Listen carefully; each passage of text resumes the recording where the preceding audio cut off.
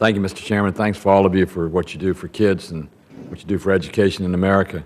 Mr. Daly, you have two recommendations in your report. One is the true measure of a program should be the performance of its graduates with real students in real schools. In your opinion, how much preparation really goes into teaching teachers, preparing teachers for the real student of the real classroom in 2014? It's tough for me to know what happens everywhere. I would say in our experience, we have evolved substantially over the last 15 years. We used to spend a great deal of time teaching theoretical concepts about child development and the history of education and all these things that we thought would give them a contextual framework for the classrooms that they were going in.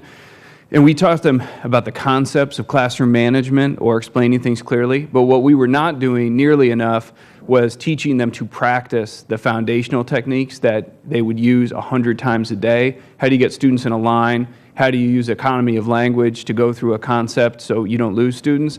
I would say if our experience is indicative of what's going on out there generally, then we all have had a long way to go to focus on preparing folks for the real job that they are doing. The reason I asked that question, when I chaired the State Board of Education in Georgia, we had a challenge in getting enough teachers, first of all. Second of all, we had a challenge in teachers quitting by the time they were going to their third year of public teaching. And my experience most often than not is our colleges of education did an exemplary job of teaching the content and teaching the theory, but they did very little to teach the experience of the 21st century classroom, where 3 of the kids in the room are going to have ADHD, 6 of the kids aren't going to be able to speak English proficiently, others have physical disabilities like the chairman was talking about, and we don't do enough in our colleges of education to really teach kids to teach in that classroom. You're exactly right. Yes, ma'am. One of the major changes that we saw that occurred within our state was when we started providing our campuses with the growth and learning data of children being taught by the new teachers who started teaching in the schools in their first and second year of teaching. That very much changed the type of discussions that started to occur on our campuses, because our universities were being held accountable for how well teachers were performing as it related to achievement of children in their classrooms after they left the universities.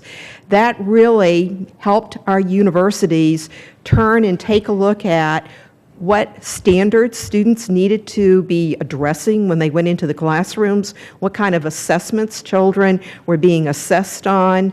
They were looking at other types of areas that were very important for preparing new teachers as far as classroom management, other type of areas like that. But I can't stress enough, when you're holding teacher preparation programs accountable for the learning of children after their teachers have left the institution, that very much changes the types of discussions that occur on the campuses. And I think that's why your recommendation, Mr. Daly, is so important, to really measure these programs based on the real performance of real students in real schools, which is really the key to it. The second thing I want to point out before my time runs out, you made a second recommendation about that Congress should embrace and support high-quality non-university preparation providers, which is what you are. You're a not-for-profit, non-university provider. I think across the board, education is going to have to look at alternative methods of certification for teaching and instruction if we're ever going to have enough people to really deliver the quality content that we want delivered in America. We do troops to teachers programs now, with troops coming home, going straight into the classroom, teaching under the supervision of the Board of Education, things of that nature. So I really commend you on encouraging us to open our eyes and go to alternative certification as a way of looking at bringing the best person in for the real student in the real classroom, which in the end is what we got to do. Thank you. Thank you. Thank you, Mr. Chairman.